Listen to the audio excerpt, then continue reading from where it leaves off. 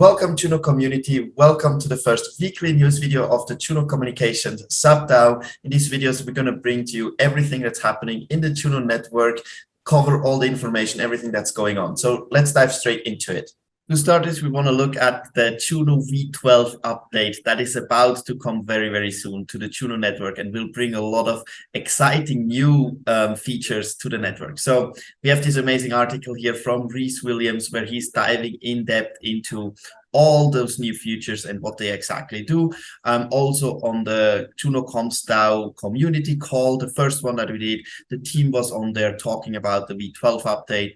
But just to give you a quick overview here, what we can expect is a 50% contract fee split with contract developers. So if projects, smart contract developers, they have their contracts deployed on Juno and then they get called, they will receive 50% of the gas fee, which offers them an additional income.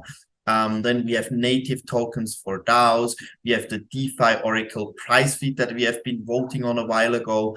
And there is a bunch more of those updates. You can see them here in the list. Governance set, minimum fees, interchain account host and controller, WASM, the newest version, IBC v4, IBC routing.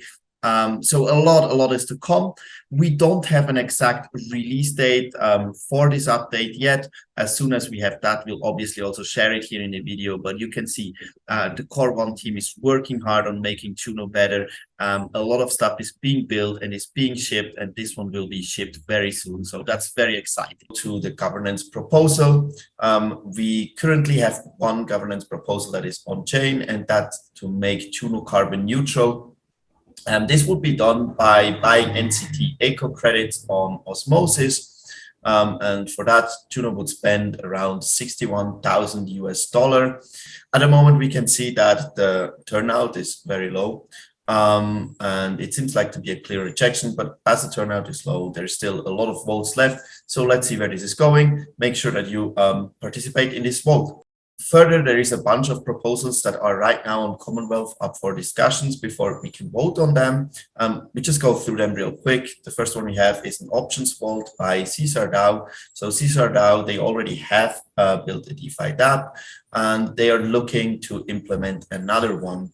On their so far implemented dApp, which is called Forecast, they had 40K Juno in trading volume. And now they seek to expand this offering by building an options vault, similar to what Ribbon Finance is doing. So what you can do there is you deposit your funds into a vault, you let them sit then, and you earn a real yield. And there is nothing like that exists in the Cosmos yet, and they want to build that and bring that to Juno. Now, for that, they would ask 75,000 USD. It would be obviously paid in Juno and in tranches, depending on the achievement of milestones. Those milestones are laid out quite in detail in the proposal, so make sure you read it. And then they will also give 10,000 Caesar token to the Growth sub-DAO to be staked. And that would be an equivalent of 5% of all currently staked Caesar tokens. So that means the Juno Growth sub-DAO would earn 5% of all staking rewards on Caesar. Then another funding proposal that we have is to accelerate the Gelato Protocol. And they look to get 110,000 Juno. And Gelato Protocol is a dApp that is focused on creating games of chance. So it's crypto-based gambling, basically. And as well, their payment is subject to the different milestones that are at the end of this proposal. So make sure that you read this as well. And since its inception, Gelato has created about 30,000 USD value in trading volume. And with those 110,000 Juno, they want to build 4 new platform innovations. So there will be a staking as the house, verdict prediction market, public lottery, and an NFT collection. And the value that they say that this brings is, first of all, the smart contracts are open source, so the community can use them. Obviously, there is something to do on Juno Network. They build this option that people can take their staking rewards or the tokens that they have also from other chains, bring them over to Juno and do something with that money. So they bring volume, they bring users. And then lastly, they want to use this to increase the awareness of other Juno projects. For example, they already used the Wind token in a lottery.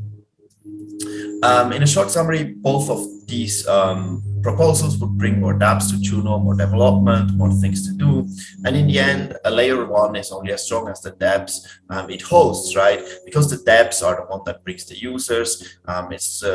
It's what brings total value log, TVL, daily active users, monthly active users, and all those important measurements. Therefore, yeah, go read the proposals and decide for yourself if those dApps would, when their use cases would warrant the spending. Do you think they will bring enough new users from Cosmos and outside the Cosmos to Juno to justify the funding that they're asking for? Make that decision for yourself and vote accordingly.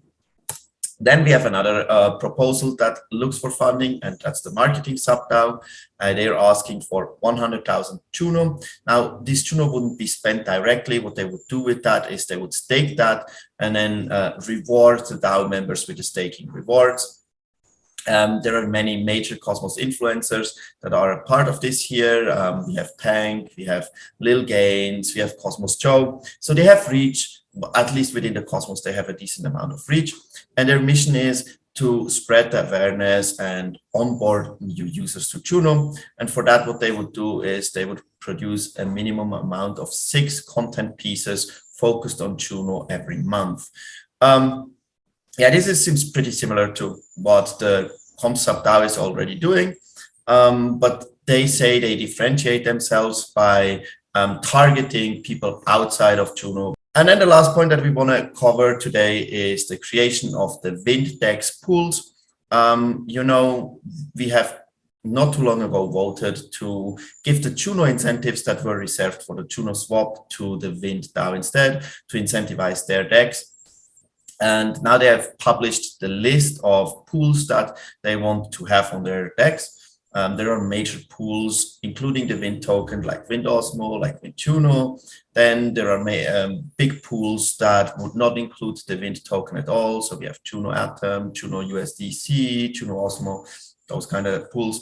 Then importantly, also, there would be a lot of smaller pools for the Juno tokens, like Juno Gelato, Juno Raccoon, or the Aqua Wind, Caesar Wind. So those would kind of be in both pairings, with the Juno pairing or with the Wind DAO pairing. Unfortunately, we have no info in this proposal of how the Juno incentives, which is what really should be interesting for us, would be split. So it's just about, do you want these pools or not?